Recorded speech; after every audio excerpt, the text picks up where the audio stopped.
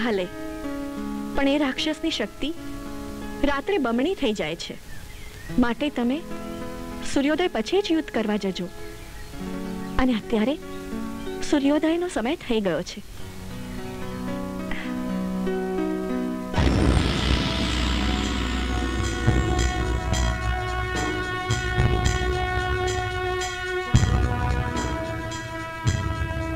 જાઓ સ્વામી, સૂર્યોદય થવા આવ્યો છે અને હું માતાજીને પ્રાર્થના કરીશ કે આપનો વિજય થાય.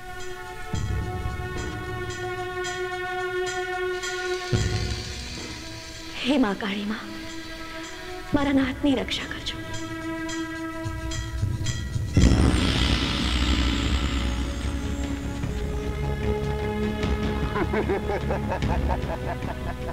શિલાભાંગ, અબડા ઉપર જોર જુલમ કરનાર માટી થાજે.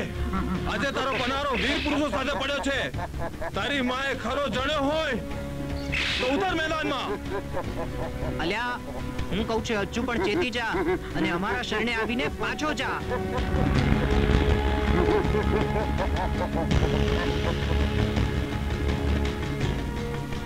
જેલાવતી અમારી શરણે આવી છે અને શરણે આવેલાનું રક્ષણ કરવું એ અમારો ધર્મ છે. હા બાબા દેવ, આજે આને મારી જ નાખવા છે.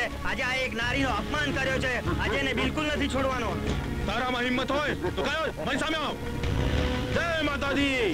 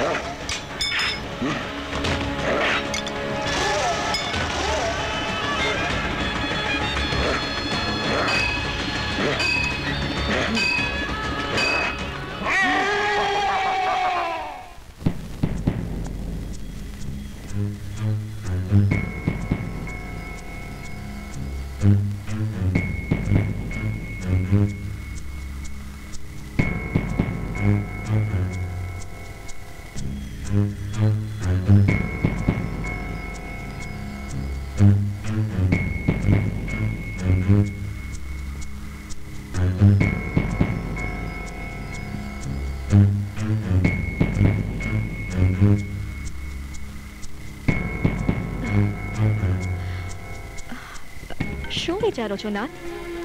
એ જ વિચાર કરું છું, મારા 4 ભાઈઓને મારનારો રાક્ષસ મરતો કેમ નથી? એની પાસે જરૂર કોઈ દેવી શક્તિ હોવી જોઈએ. દિવ્ય શક્તિ માં કાળી માએ મને તલવાર આપી છે, તો બી આ રાક્ષસ હણાતો નથી. માં તો કરુણાના સાગર છે, તો માં કાળી માને જ પૂછી જુઓ ને. બોલ કણબા, શું વિપત પડી તને? માં, તમે બધું જાણો છો તોય પૂછો છો? તમારાથી કઈ અજાણ્યું છે? દીકરા, એનું નામ શિલાભંગ છે. નામ પ્રમાણે તેનો જીવ એક શિલામાં કેદ છે. શિલામાં? હા, શિલામાં. અને એ શિલાવા ઉપર ગોઠવતી વખતે આ ટેકડીમાં જ ગોઠવી દીધો છે. આ ટેકરીમાં શિલા છે? ક્યાં છે? ભોયરામાં તારો પથ્થરનો પલંગ છે ત્યાં. એ રાક્ષસને એ શિલા પાસે લઈ જજે. એક હાથેથી આપેલી તલવારથી શિલા પર પ્રહાર કરજે અને બીજા હાથથી રાક્ષસનું ગળું છેદી નાખજે.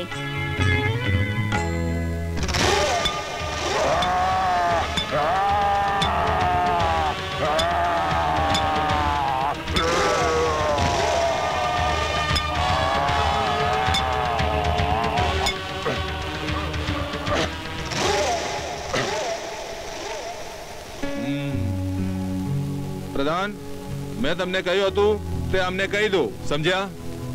બાબા દેવના રાજમાં હવે કોઈ પણ ક્યારે દુખી નહીં રહે. અને હવે રાક્ષસ શિલાભંગ નો પણ નાશ થઈ ગયો છે. અને હવે એ દિવસ આવી ગયો છે કે આપણા નગરમાં સુખ અને શાંતિથી લોકો રહીને બાબા દેવના ગુણ ગવાશે અને સદાય અમારા બાબા દેવનો સતનો ડંકો વાગશે. સદાય બાબા દેવનો જય જયકાર થતો રહેશે. અને આ બાબા દેવનો સંદેશો આપણા ગામના ભાઈ બહેનોને પહોંચાડી દેજો. આ બધી બાબા દેવની કૃપા છે ભાઈ. જય માતાજી. આ ડુંગરની તળેટીમાં આપણે ગામ વસાવશું અને એનું નામ રાખીશું ચેલાવાડા. પણ નાથ, આપના માં ક્યાં છે?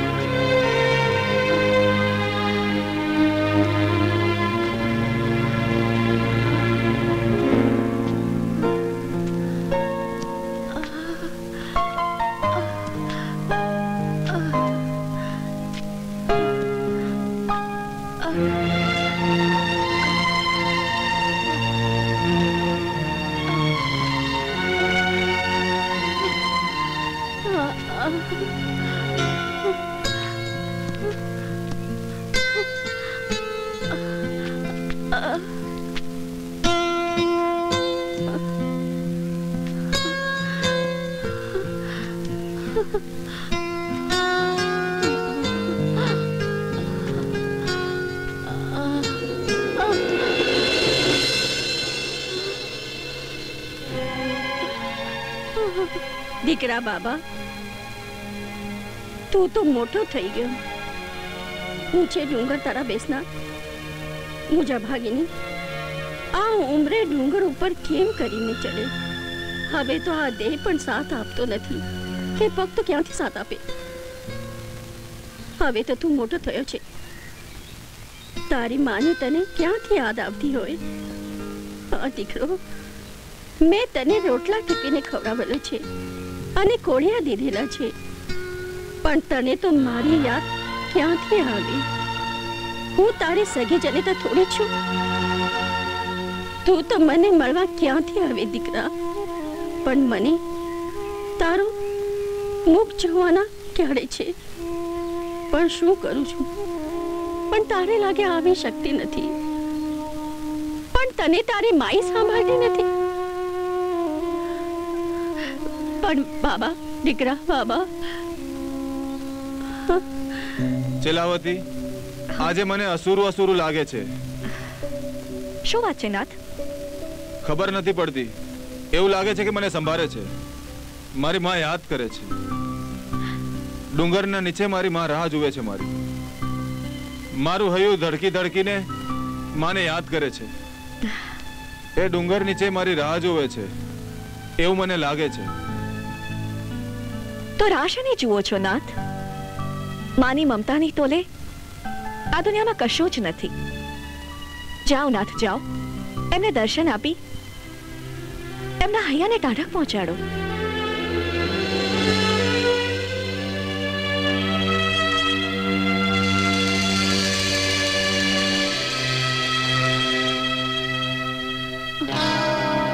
માં, ધોળી માં, મને ઓળખ્યો માં? બાબા, દીકરા બાબા.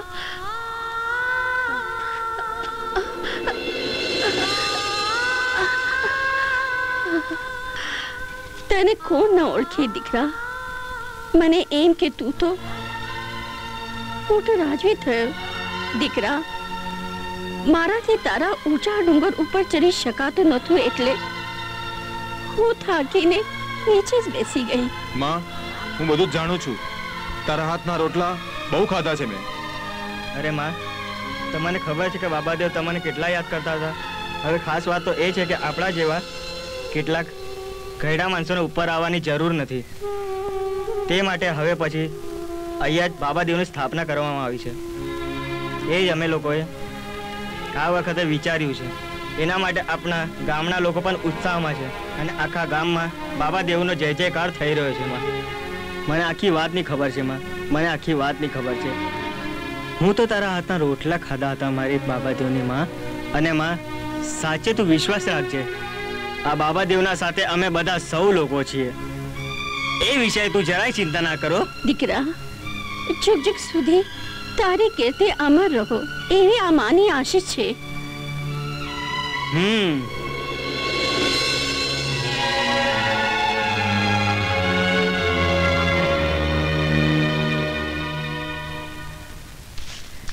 મંજા, ઈ આવી માં.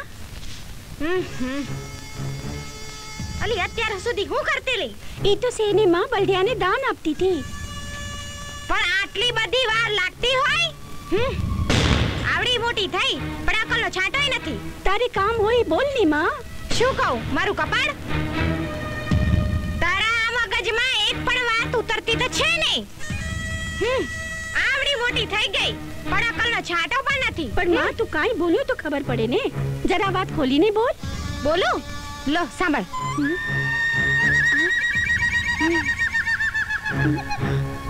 ઉઈ માં.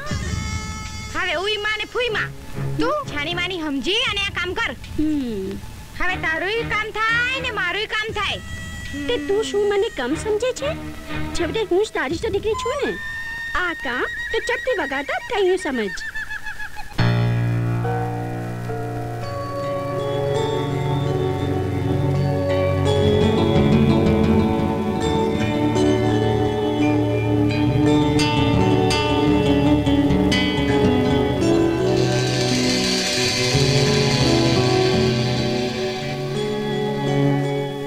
અરે દેવી, પિયરથી ક્યારે પાછા આવ્યા?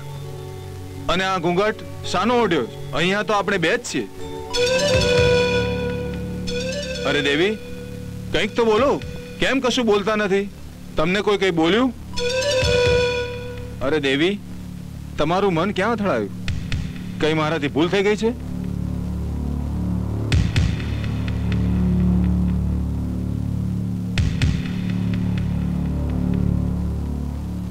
ઠીક છે, ઠીક છે, ઠીક. ઘૂંઘટ મારે જ ખોલવો પડશે.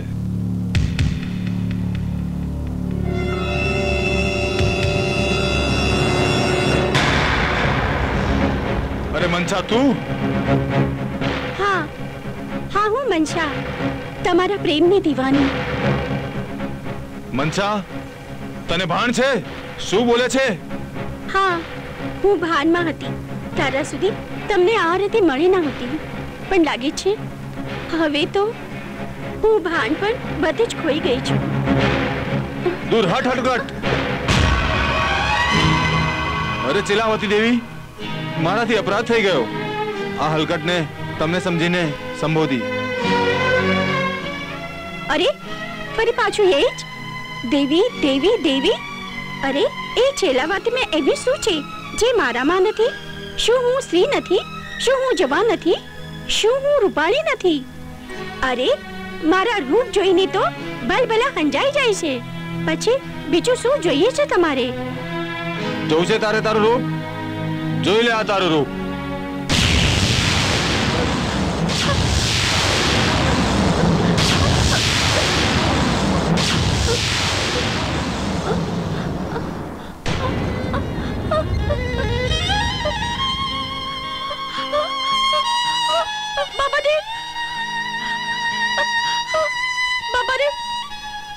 મને માફ કરો બાબાદેવ.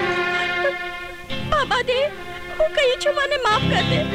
મેં તમને ઓળખ્યો નથી. મેં મારી માની ચડાવતી હતી. મેં કામ કર્યું. બાબાદેવ મને માફ કરો. મારા આમાં કોઈ વાત નથી. બાબાદેવ, તમે તો દયાનો સાગર છો. મને માફ કરજો. મુझ ગરીબને માફ કરજો બાબાદેવ. મુझ ગરીબને માફ કરજો બાબાદેવ.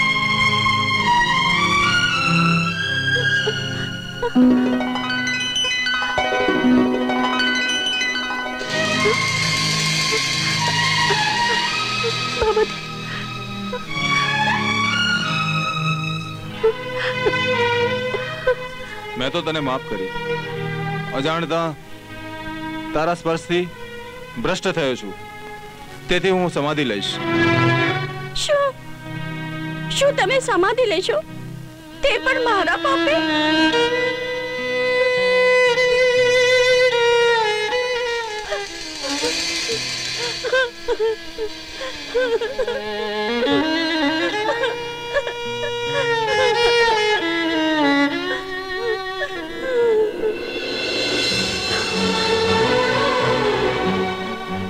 હું તમને પૂછું છું, ક્યાં છે મારા નાથ?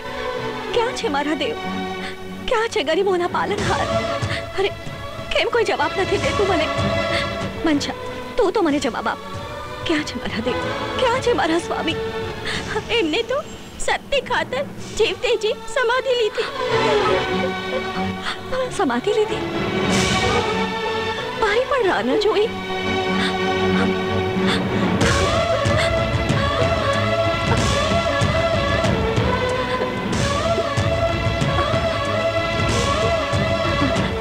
હા મારા નાથ, હું આવું છું.